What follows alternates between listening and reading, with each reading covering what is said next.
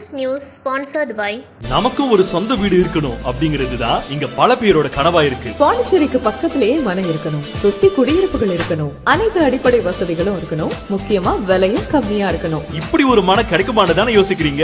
கவலை விடுங்க, இதோ உங்களுக்காக அறிமுகப்படுத்துகிறது கைராசி நிறுவனம் SK Groups இன் ஸ்ரீ லக்ஷ்மி நகர் ராயல் சிட்டி. தமிழக அரசின் DTCP மற்றும் ரேரா அங்கீகாரம் பெற்ற வீட்டு மனைகள் உடனே வீடு கட்டி குடியேற ஏற்ற மனை பிரிவு. உடனடி கிரயம் செய்பவர்களுக்கு பத்திரப்பதிவு மற்றும் பட்டா முற்றிலும் இலவசம். மனை பிரிவிலேயே அலுவலகம் அமைந்துள்ளது. இன்றைய சிறிய முதலீடு நாளைய உங்கள் தலைமுறையின் பாதுகாப்பு. SK Groups இன் ஸ்ரீ லக்ஷ்மி நகர் ராயல் சிட்டி. முன்பதிவிற்கு 8838959106. வணக்கம். இன்றைய முக்கிய செய்திகள்.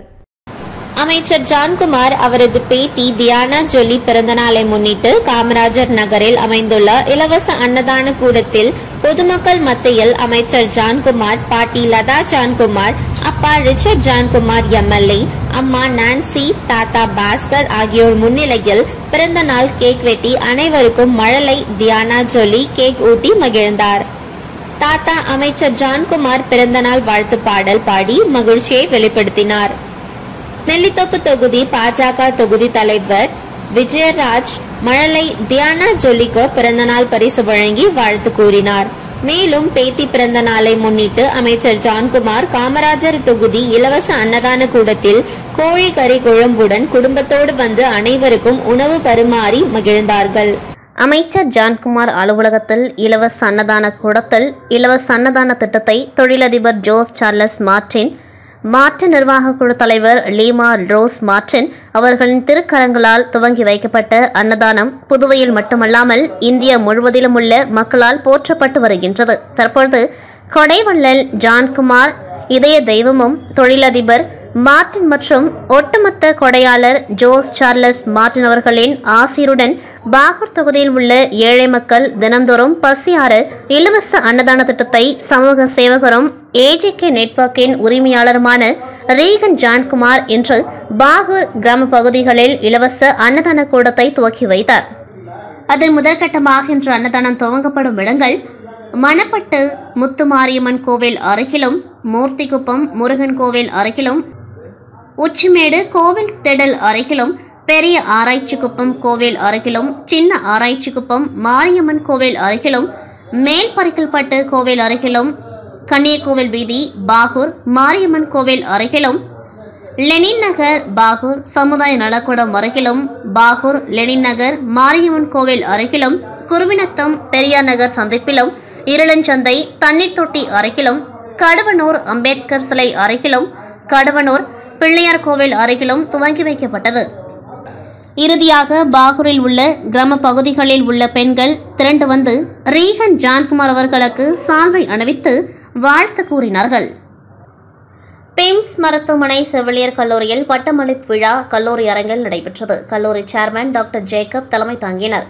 மருத்துவக் கல்லூரி முதல்வர் டாக்டர் ரேணு முன்னிலை வகித்தார். செவிலியர் கல்லூரி முதல்வர் டாக்டர் அன்னாள் ஏஞ்சலின் ஆண்டறிக்கையினை வாசித்து செவிலியர் கல்லூரி சாதனைகளை பட்டியலிட்டார். இதில் சிறப்பு விருந்தினராக கஸ்தூரிபாய் செவிலியர் கல்லூரி முதல்வர் டாக்டர் புனிதா ஜோசபின் கலந்து கொண்டு இளங்கலை மற்றும் முதுகலை மற்றும் முனைவர் பட்டங்களை வழங்கி பேசுகையில் மருத்துவத்துறையில் செவிலியர் பங்கு முக்கியமானது.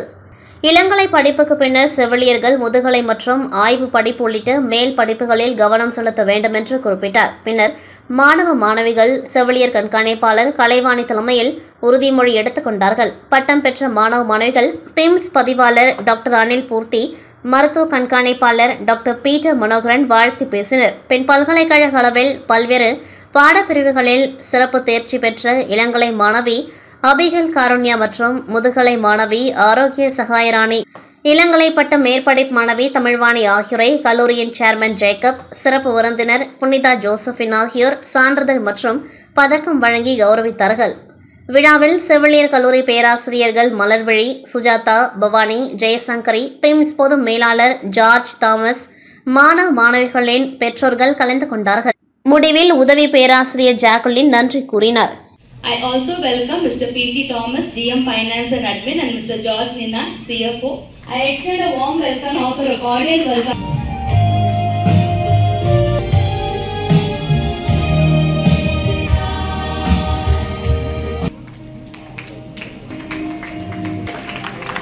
புதுச்சேரி கோணிச்சம்பட்டு கிராமத்தில் உள்ள ஒழுங்குமுறை விற்பனை கூடத்திற்கு 10க்கும் மேற்பட்ட கிராமங்களைச் சேர்ந்த விவசாயிகள் தங்கள் உற்பத்தி செய்யும் விளைபொருட்களை கொண்டு வந்து விற்பனை செய்வது வழக்கம். அவ்வாறு விற்பனை செய்யப்படும் பொருட்களுக்கு 4 மாதங்களாக பணப்பட்டுவாடா வழங்கப்படாமல் இழுத்தடிக்கப்படுகின்றது.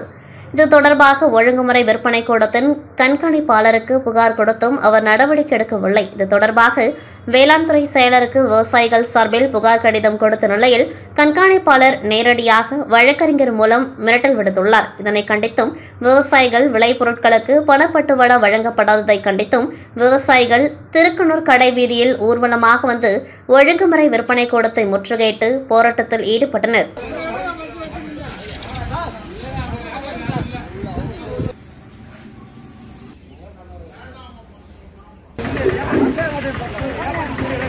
செல்லுமாறு அன்போடு கேட்டுக்கொள்கிறோம்.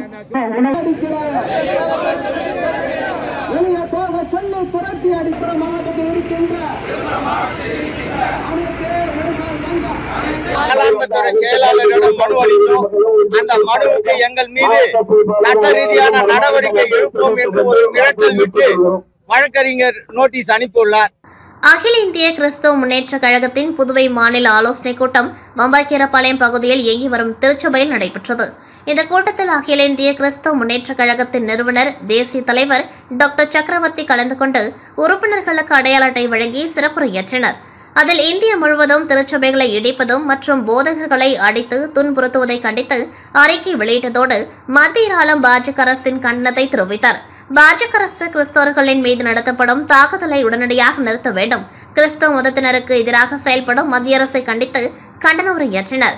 இதில் தேசிய செயலாளர் பிஷப் செபாஸ்டியன் மற்றும் தேசிய பொறுப்பாளர்கள் மற்றும் மாநில தலைவர் டாக்டர் ஜாய் மற்றும் மாநில தலைவர்கள் மற்றும் தேசிய இளைஞரணி தலைவர்கள் மற்றும் மாநில இளைஞரணி தலைவர்கள் உட்பட 100க்கும் மேற்பட்டோர் இந்த கூட்டத்தில் கலந்து கொண்டார்கள். திருச்சபையில் இடிப்பதும் ஊழியர்களை கைது செய்வதும் தொடர்ந்து இந்தியாவில் அநேக இடங்களில் கிறிஸ்தவர்கள் விரோதமாய் தினம் தினம் நிறைய வன்முறைகளை ஒவ்வொரு தலைவர்களால் வன்மையாக கண்டிக்கிறோம்.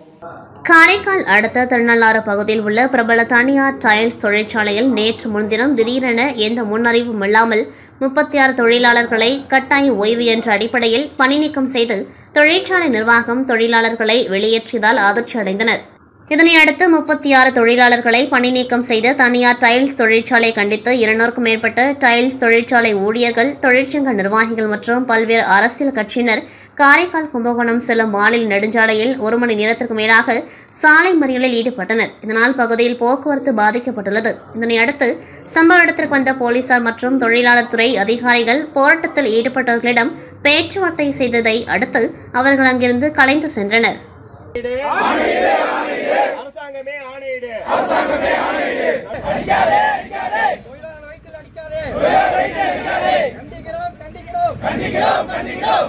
புதுச்சேரி கடலூர் சாலை கிருமாம்பாக்கத்தில் விநாயகா மிஷன் சூப்பர் ஸ்பெஷாலிட்டி மருத்துவமனை இயங்கி வருகின்றது. இங்கு நீரிழிவு, இதய நோய்கள் மற்றும் சிறுநீரக நோய்கள் போன்ற நிலையான நோய்களை கையாளும் முறையில் புதிய பரிமாணத்தை உருவாக்கும் ஒருங்கிணைந்த முயற்சியாக புதுச்சேரி மேம்பட்ட கார்டியோ மெட்டாலிக் சிறப்பு மையம் அமைக்கப்பட்டுள்ளது. இதன் திறப்பு விழா இன்று நடைபெற்றது. விழாவில் புதுச்சேரி மாநில சுகாதார மற்றும் குடும்ப நல சேவைகள் இயக்குநர் டாக்டர் சேவேல் கலந்து கொண்டு திறந்து வைத்தார். சிறப்பு விருந்தினராக அமெரிக்காவின் வெஸ்ட் வர்ஜீனியா மாநிலத்தில் உள்ள சார்ல்சன் ஏரியா மருத்துவ மையத்தில் பணியாற்றும் கார்டியாலஜிஸ்ட் பேராசிரியர் doctor Anand Chockalingam, Chennai diabetics care doctor Ravi, Vinayaka mission மருத்துவ அறிவியல் நிறுவனத்தின் டாக்டர் சிவசுப்பிரமணியன் ஆகியோர் சிறப்பு விருந்தினராக கலந்து கொண்டார்கள்.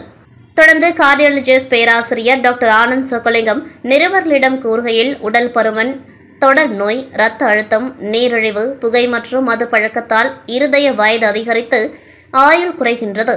இவர்கள் தங்களின் இருதய வயதை குறைப்பதன் மூலமாக மட்டுமே ஆயுளை நீடித்துக் கொள்ளும் ஒரே வழி.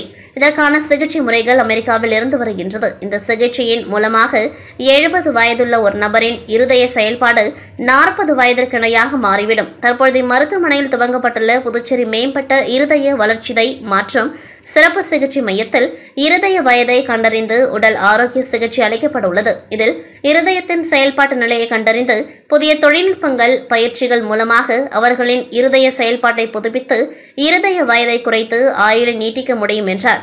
இதுகுறித்து விநாயகா மிஷன் சூப்பர் ஸ்பெஷாலிட்டி மருத்துவமனையின் செயல்பாட்டு மருந்து மற்றும் எபிஜெனெடிக்ஸ் பிரிவு தலைவர் டாக்டர் செல்வம் கூறுகையில், புதுச்சேரியில் முதன்முறையாக அமைக்கப்பட்டுள்ள மேம்பட்ட இருதய வளர்ச்சிதை மாற்றம் சிறப்பு சிகிச்சை மையத்தில் வெளிநாடுகளில் உள்ளதை காட்டிலும் 50% குறைந்த கட்டணத்தில் சிகிச்சை அளிக்க திட்டமிடப்பட்டுள்ளது. நிகழ்ச்சியில் அறுவடை வீடு மருத்துவக் கல்லூரி டீன் டாக்டர் மணி, ஆராய்ச்சி பிரிவு டீன் டாக்டர் ராகேஷ் சேகல், மருத்துவ கண்காணிப்பாளர் தாமோதரன், டாக்டர் வித்யாவதி, நிர்வாகக்குழு உறுப்பினர் சுரேஷ் சாமுவேல், இயக்குனர் ஆரி மேனன், தலைமை இயக்க அதிகாரி மணிமாறன் உள்ளிட்ட பலர் கலந்து கொண்டார்கள்.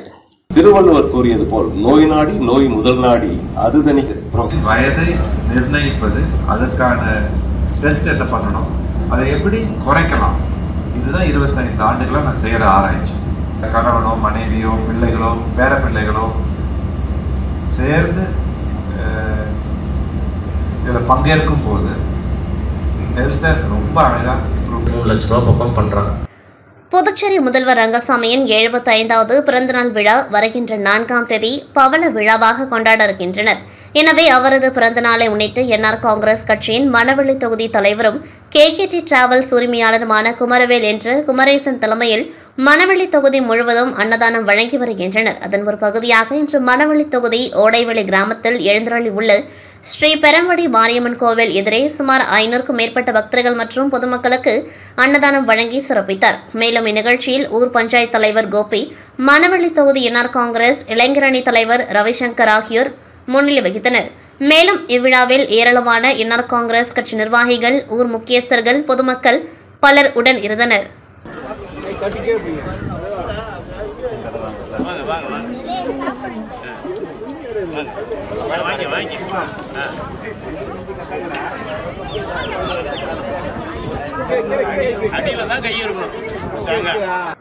புதுச்சேரி அரசின் சாலை போக்குவரத்து கழகம் சார்பில் 100க்கும் மேற்பட்ட பேருந்துகள் உள்ளூர் மற்றும் வெளியூர்களுக்கு இயக்கப்பட்டு வருகின்றன. இங்கு மொத்தமாக 617 பேர் பணிபுரிந்து வருகின்றனர். இவர்களில் 354 பேர் நிரந்தர ஊழியர்களாகவும் 263 பேர் ஒப்பந்த அடிப்படையிலும் பணிபுரிகின்றனர். இதனிடையே கடந்த 15 ஆண்டுகளுக்கு மேலாக பணியாற்றி வரும் ஒப்பந்த ஓட்டுநர் மற்றும் நடத்துனர்கள் தங்களை பணி நிரந்தரம் செய்ய வலியுறுத்தி பல கட்ட போராட்டங்கள் நடத்திய நிலையில் அரசு இதுவரை எவ்வித நடவடிக்கையும் எடுக்காததாலும் நிரந்தர ஊழியர்களுக்கு 7வது ஊதியக் குழுவின் பரிந்துரையை அமல்படுத்த வலியுறுத்தியும் கடந்த 28ஆம் தேதி முதல் 600க்கும் மேற்பட்ட ஊழியர்கள் பேருந்துகளை இயக்காமல் தொடர் வேலைநிறுத்த போராட்டத்தை துவங்கினர். இதற்கிடையில் போராட்டத்தில் ஈடுபட்டு வரும் ஊழியர்களிடம் முதலமைச்சர் ரங்கசாமி, போக்குவரத்து துறை ஆணையர் சிவக்குமார் ஆகியோர் தனித்தனியாக பேச்சுவார்த்தை நடத்தியும் உடன்பாடு ஏற்படாததால் ஊழியர்கள் இன்று 5வது நாளாக பேருந்துகளை பணிமனையில் நிறுத்தி தங்களது போராட்டத்தை தொடர்ந்து வருகின்றனர். இதனிடையே போராட்டத்தில் ஈடுபட்டுள்ள ஊழியர்கள் இன்று தலைமை செயலகத்தில் போக்குவரத்து துறை செயலாளர் முத்தம்மாவிடம் பேச்சுவார்த்தையில் ஈடுபட உள்ளனர். புதுச்சேரியில் கடந்த 2017ஆம் ஆண்டு பெரியகடை காவல் நிலையத்தில் ஆய்வாளராக பணிபுரிந்த தற்பொழுதைய காவல் கண்காணிப்பாளர் செல்வம், அவர் பணி செய்த காலத்தில் 3 போக்சோ வழக்குகளை சரிவர விசாரணை செய்யாமல் அலட்சியமாக இருந்ததாக கூறப்படும் நிலையில் அதன் அடிப்படையில் அவர் மீது வழக்கு பதிவு செய்ய அப்பொழுதைய டிஜிபி உத்தரவின் பேரில் 2019ஆம் ஆண்டு பெரியகடை காவல் நிலையத்தில் தற்பொழுதைய காவல் கண்காணிப்பாளர் செல்வம் மீது 2019ஆம் ஆண்டு பெரியகடை ஆய்வாளராக இருந்த செந்தில்குமார் எஃப்ஐஆர் பதிவு செய்தார். தொடர்ந்து அதே எஃப்ஐஆர் எண்ணில் அங்கு பணிபுரிந்த உதவி ஆய்வாளர் முத்துக்குமார் வழக்கை வேறு ஒருவர் பெயரில் மாற்றம் செய்தது தொடர்பாக தமிழக வாழ்வுரிமை கட்சி மாநில அமைப்பாளர் ஸ்ரீதர் தலைமையில் வாரந்தோறும் சனிக்கிழமைகளில் நடைபெறும் மக்கள் மன்றத்தில் டிஐஜி சத்யசுந்தரத்திடம் புகார் மனு அளிக்கப்பட்டது.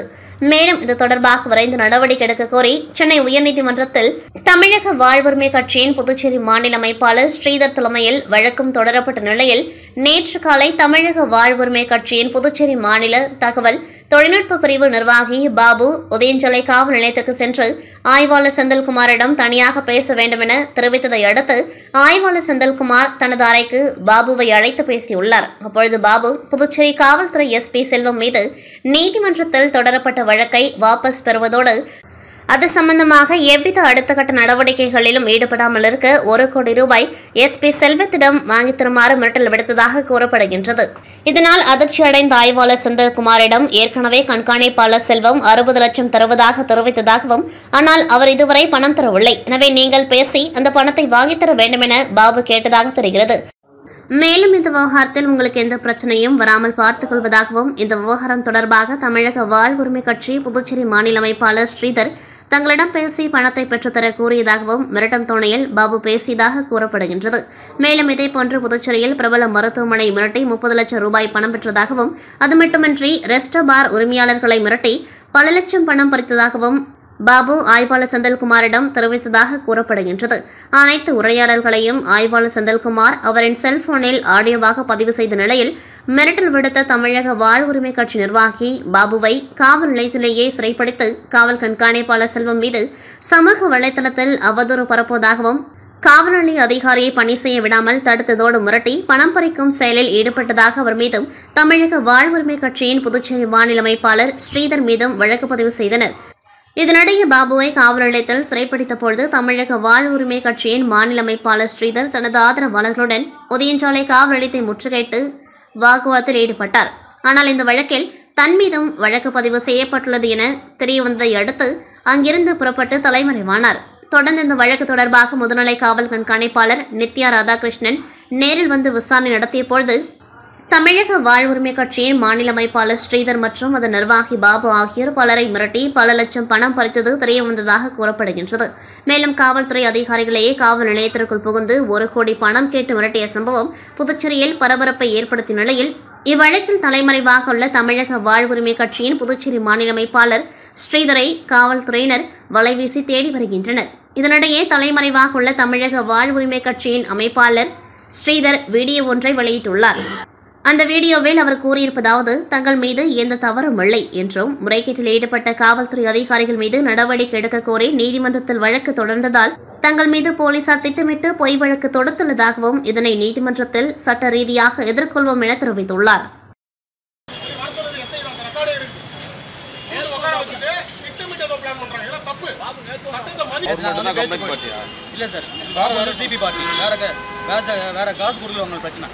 அதெல்லாம் நேற்று வந்து நான் எக்ஸ்பிளைன் பண்ணிட்டு அந்த லெட்டரில் வந்து 2 அட்ரஸ் இல்லை, 2 அட்ரஸ் மாற்றி எட்டான்னு சொல்லிட்டு நம்ம எக்ஸ்பிளேஷன் லெட்டர் கொடுக்கலாம்னு சொல்லிட்டு வந்தோம்.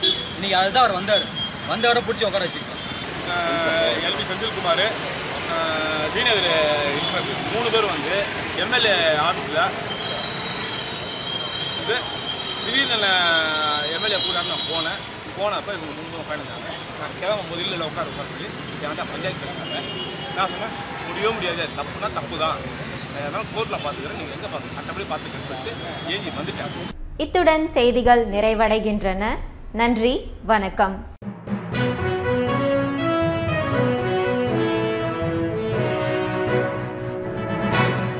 நமக்கும் ஒரு சொந்த வீடு இருக்கணும் அப்படிங்கிறது தான் இங்க பல பேரோட கனவா இருக்கு. பாண்டிச்சேரிக்கு பக்கத்திலேயே மனம் இருக்கணும், சுத்தி குடியிருப்புகள் இருக்கணும், அனைத்து அடிப்படை வசதிகளும் இருக்கணும், முக்கியமா விலையும் கம்மியா இருக்கணும். இப்படி ஒரு மன கிடைக்குமான்னு தானே யோசிக்கிறீங்க? கவலை விடுங்க, இதோ உங்களுக்காக அறிமுகப்படுத்துகிறது கைராசி நிறுவனம் SK குரூப்ஸின் ஸ்ரீ லக்ஷ்மி நகர் ராயல் சிட்டி. தமிழக அரசின் DTCP மற்றும் ரேரா அங்கீகாரம் பெற்ற வீட்டுமனைகள், உடனே வீடு கட்டி குடியேற ஏற்ற மனை பிரிவு, உடனடி கிரயம் செய்பவர்களுக்கு பத்திரப்பதிவு மற்றும் பட்டா முற்றிலும் இலவசம். மனை பிரிவிலேயே அலுவலகம் அமைந்துள்ளது. இன்றைய சிறிய முதலீடு நாளைய உங்கள் தலைமுறையின் பாதுகாப்பு. SK குரூப்ஸின் ஸ்ரீ லக்ஷ்மி நகர் ராயல் சிட்டி. முன்பதிவிற்கு 8838959106.